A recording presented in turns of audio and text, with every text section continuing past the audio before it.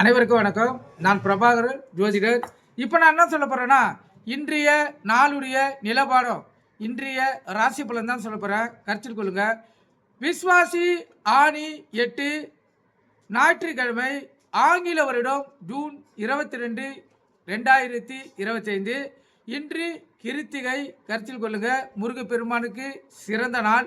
இந்த திருமண பாக்கியம், குழந்தை பாக்கியம் இல்லாத தவிச்சு கொண்டு இருப்பவர்கள் இன்று முருகப்பெருமானின் கோயிலுக்கு சென்று முருகனுக்கிட்ட மனவுருகி அவர் பாதத்தில் வணங்கி உங்களுடைய கோரிக்கைகளை வைத்தீங்கன்னா கண்டிப்பாக உங்களுடைய கோரிக்கைகள் நிறைவேற்றப்படும்.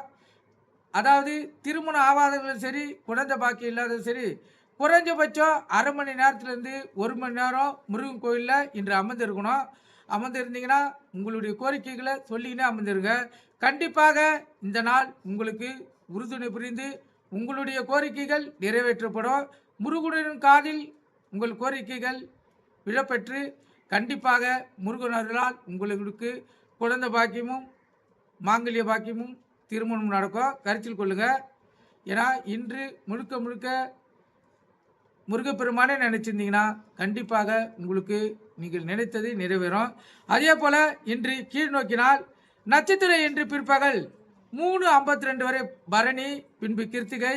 திதி இன்று அதிகாலை 1:52 வரை ஏகாதசி, இரவு 11:25 வரை துவாதசி, பின்பு திரியோதசி. யோகம் இன்று முழுவதும் சித்த யோகம். சந்திராச நட்சம் பார்த்தீங்கன்னா அஸ்தம், சித்திரை. ராசி பார்த்தீங்கன்னா கன்னி, துலாம். சந்திராசனை பொறுத்த மட்டும் ராசியை 50% பாதிக்கும், லக்குனத்தை 90% பாதிக்கும். இந்த கன்னி ராசி, கன்னி லக்குனம், துலா ராசி, துலா லக்கணம். இன்று மிகவும் கவனமாக இருக்கணும், விழிப்புணர்வோடு இருக்கணும். வண்டி வாணி செல்லக்குள்ள மிகவும் கவனமாக செல்லணும். போக்குவரத்து விதிமுறைகளை கடைபிடித்து செல்லணும். ஏக்காரத்தை கொண்டு வண்டியை இயக்கி கொண்டு மொபைல் ஃபோனில் பேசக்கூடாது. வண்டி எடுக்கக்குள்ள அனைத்தும் சரியாக தான் பார்க்கணும். முக்கியமாக பிரேக் பிடிதா பார்த்து தான் வண்டி எடுக்கணும். கருத்தில் கொள்ளுங்க.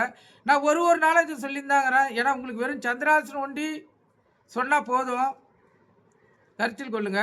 அவங்க கொண்டு விழிப்புணர்வோடு இருக்கலாம். ஆனால் எதுக்கு நான் ஒரு வாட்டி சொல்லி நிற்கிறேன்னா, நீங்கள் எதையும் மறந்துடக்கூடாது. இந்த சந்திராசனம் இருக்கிறவர்கள் எந்த பாதிப்பும் அடையக்கூடாது என்பதுக்காக தான் ஒரு நாளும் நான் திருப்பி சொன்னதையே சொல்லுகிறேன். கிளி சொல்கிறா போல் திருப்பி கிளிப்புள்ள போல் சொல்லினுக்கிறேன். கருத்தில் கொள்ளுங்கள். சந்திராசனத்தை ஒண்டி அலட்சியமாக நினைக்காதீங்க. விபத்துகள், பிரச்சனைகள், மனஸ்தாபங்கள், ஏன் கணவன் மனைவியுடைய விவாகரத்துகள், பிரிவினைகள், பிள்ளைகள் எடுத்த பிரச்சனைகள் அனைத்தையும் ஏற்படுத்தக்கூடியது சந்திராசனம் தான். கருத்தில் கொள்ளுங்க.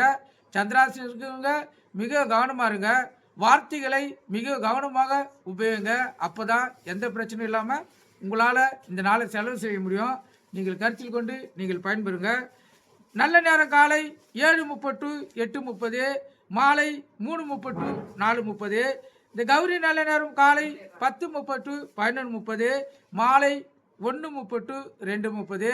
கௌரி நல்ல நேரத்தை பொறுத்த மட்டும் புதுமண தம்பதியினருக்கு சாந்தி முகூர்த்தம் அமைச்சா சிறப்பு.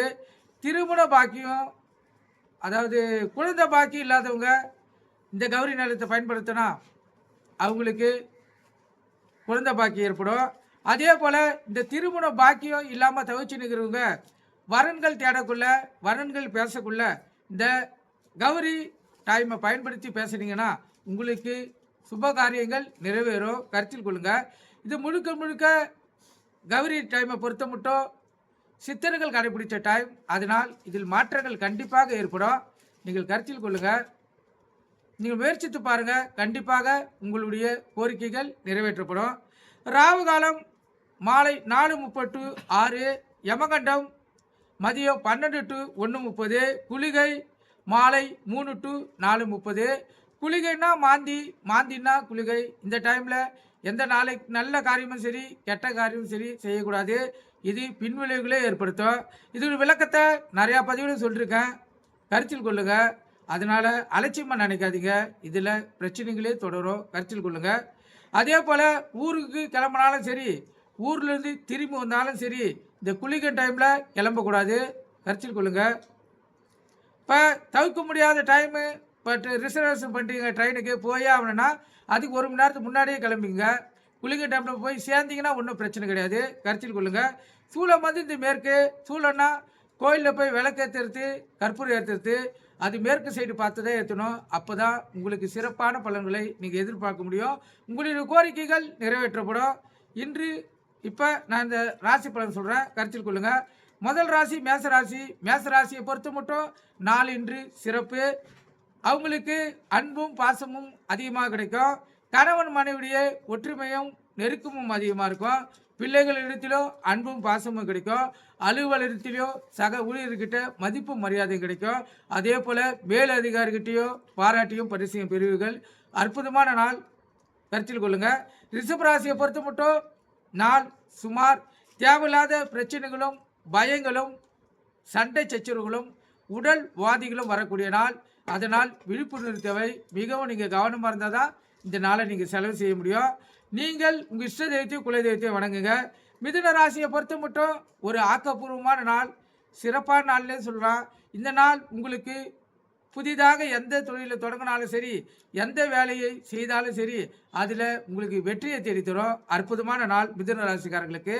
கடக ராசியை பொறுத்த மட்டும் நாள் இன்று அற்புதம், உயர்வான நாள். உள்ள மகிழும். கணவன் மனைவிடைய ஒற்றுமை கூடும். பிரிவினைகள் விலகும். பிள்ளைகளிடத்திலோ அன்பு பாசம் நெருக்கமாக இருக்கும். கருத்தில் கொள்ளுங்க. கடகராசிக்கு மிகவும் சிறப்பான நாள். அதே போல் வருமானமும் அதிகமாக கிடைக்கும். நீங்கள் கருத்தில் கொண்டு நீங்கள் பயன்பெறுங்க. சிம்ம ராசியை பொறுத்த மட்டும் நாள் சுமாராக கூட இல்லை, அதுக்கும் கீழே இருக்குது. தேவையில்லாத கவலைகளும் தேவையில்லாத பிரச்சனைகளும் ஒரு தரித்திரமான நாள்னே சொல்லலாம். அதனால் இன்று நீங்கள் உங்கள் இஷ்ட தெய்வத்தையோ குல தெய்வத்தையோ உங்கள் முன்னோர்களையோ பலமாக வழங்கணும். அப்போ தான் இந்த நாள்லேருந்து உங்களால் விடுபட முடியும். தேவையில்லாத இந்த நாளில் விரயங்கள் செய்யிட்டீங்கன்னா திருப்பி வராது. அதனால் கவனமாக இருங்க சிம்மராசிக்காரர்கள். கன்னி ராசியை பொறுத்த மட்டும் நாள் சுமார். செலவுகள் அதிகமாக இருக்கும். விரயங்கள் ஏற்படும். பொருளாதார நெருக்கடி ஏற்படும். அதனால் இந்த நாளை நீங்கள் விழிப்புணர்வோடு செலவு செய்யணும்.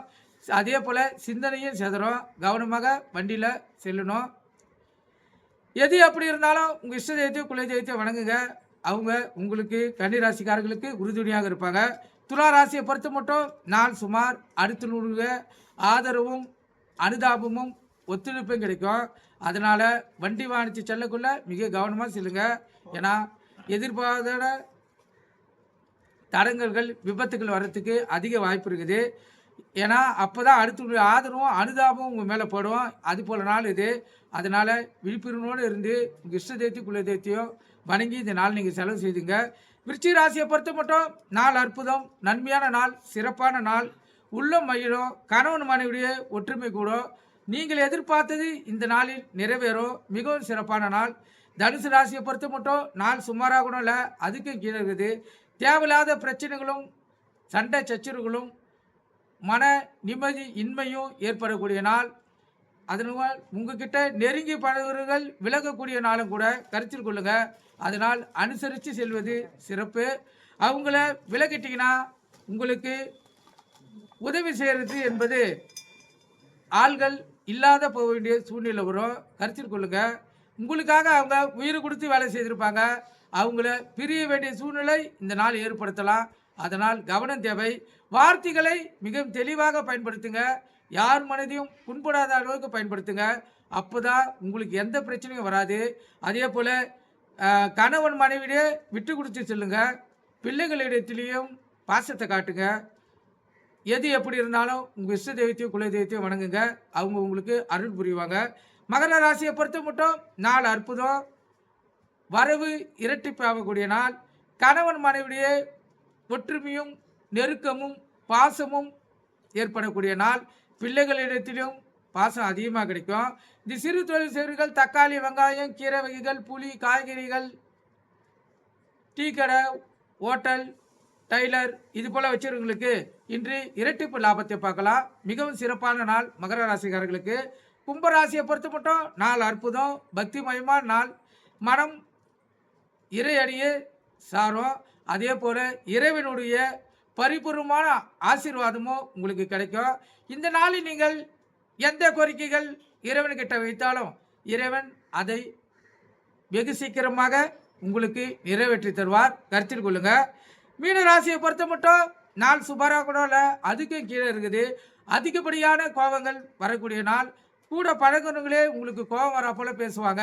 நீங்கள் அதனால் அமைதியாக தான் இருந்தாகணும். இல்லைன்னா அவங்கள இழக்க வேண்டிய சூழ்நிலை வரும். அதே போல் கணவன் மனைவியுடைய பிரச்சனை வர்றதுக்கு அதிக வாய்ப்பு இருக்குது. அதே போல் மேல் அதிகாரிகிட்ட பிரச்சனை வர்றதுக்கு அதிக வாய்ப்பு இருக்குது. நண்பர்கள்கிட்டையும் மோதல் போக்கு வர்றதுக்கு அதிக வாய்ப்பு இருக்குது. சக ஊழியர்கிட்டையும் மோதல் போக்கு வர்றதுக்கு அதிக வாய்ப்பு இருக்குது. அதனால் மீனராசிக்காரர்கள் இன்று மிகவும் கவனமாக இருந்து தான் இந்த நாளை நீங்கள் செலவு செய்யணும். எது எப்படி இருந்தாலும் உங்கள் இஷ்ட தெய்வத்தையும் குலதெய்வத்தையும் வணங்குங்க. உங்கள் முன்னோர்களுடைய ஆசீர்வாதத்தை கேளுங்க. அவங்க உங்களுக்கு துணை புரிவாங்க. கருத்தில் கொள்ளுங்க. இந்த கன்னி ராசிக்கும் துலா ராசிக்கும் சந்திராசி இருப்பதால் மிகவும் கவனம் தேவை. வண்டி வாணி செல்லக்குள்ள விழிப்புணர்வோடு செல்லணும். கருத்தில் கொள்ளுங்க. என்னை பொறுத்த மட்டும் எனக்கு தெரிஞ்ச கருத்துக்களையும் என் முன்னோர்கள் அளித்த கருத்துக்களையும் நூலில் இருக்கும் சிறந்த கருத்துக்களை தான் நான் சொல்லினுக்கிறேன். நடைமுறை வாழ்க்கையில் பொருந்தக்கூடிய கருத்துக்கள் தான் சொல்கிறேன். நீங்கள் கருத்தில் கொண்டு நீங்கள் பயன்பெறுங்க. நன்றி, வணக்கம். நம்ம சேனலை சப்ஸ்கிரைப் பண்ணலன்னா சப்ஸ்கிரைப் பண்ணுங்கள். நன்றி.